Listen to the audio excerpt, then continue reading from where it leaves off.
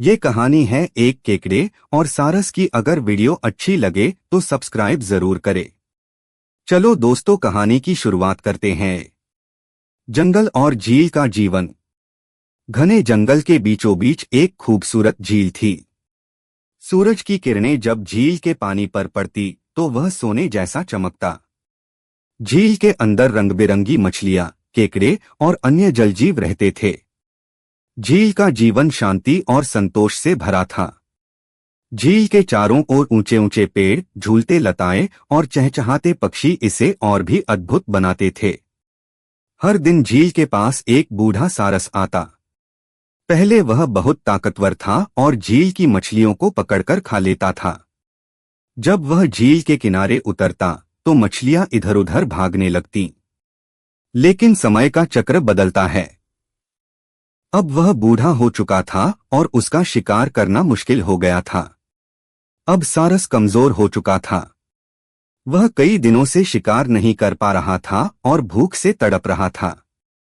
वह झील के किनारे बैठा रहता, लेकिन कोई मछली उसके पास नहीं आती। झील की मछलियां उसे देखते ही कहती, अब तुम्हारा समय खत्म हो गया है। अब हमें तुम्हारा डर नहीं। सारस चुपचाप बैठा रहता और सोचने लगा, अब मैं क्या करूं? मुझे चालाकी से कुछ करना होगा।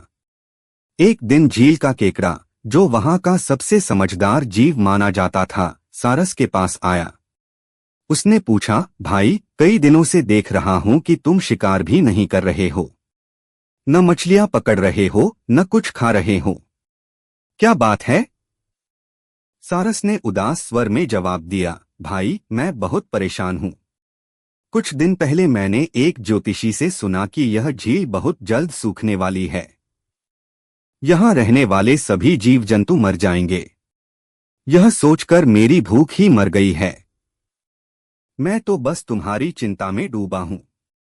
केकड़ा यह सुनकर हैरान रह गया। उसने सोचा, अगर यह सच है तो हमें तुरंत कुछ करना होगा। वह झील में लौटकर सारी मछलियों और अन्य जीवों को यह बात बताने लगा। झील में खलबली मच गई। सभी मछलियां और जीव सारस के पास पहुंचे और पूछा, भाई, यह तुमसे किसने कहा? हमें बचाने का कोई उपाय है क्या? सारस ने गहरी सांस लेते हुए कहा, थोड़ी ही दूर पर एक तालाब है।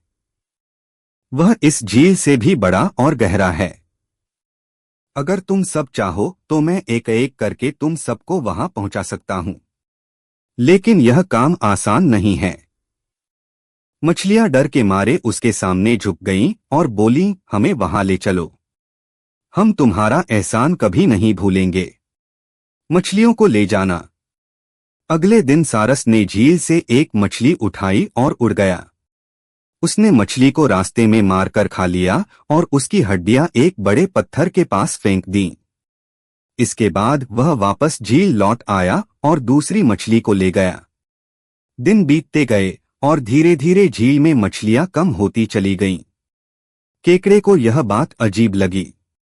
उसने सोचा, अगर इतना बड़ा तालाब पास में है तो अब तक कुछ मछलियां वहां से लौटकर हमें देखने क्यों नहीं आईं?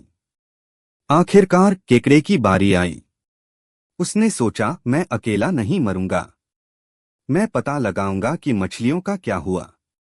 सारस केकड़े को अपनी पीठ पर बैठाकर उड़ चला। रास्ते में केकड़े ने पूछा, भाई, यह तालाब और कितना दूर है?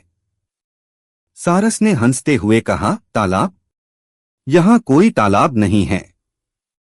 मैं तो बस तुम्हें खाने के लिए यहां लाया हूं। देखो, तुम्हारे दोस्तों की हड्डियां नीचे बिखरी हुई हैं। अब तुम्हारी बारी है।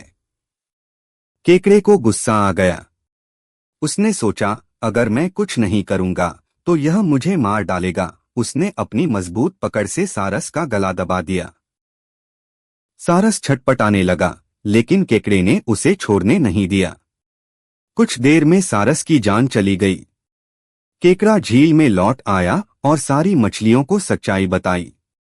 उसने कहा, यह सारस चालाकी से हमें धोखा देकर खा रहा था, लेकिन अब वह मर चुका है। अब हम सब सुरक्षित हैं। मछलियां यह सुनकर राहत महसूस करने लगीं। उन्होंने तय किया कि अब वे किसी की बातों में नहीं आएंगी। मछलियों ने सीखा कि बिना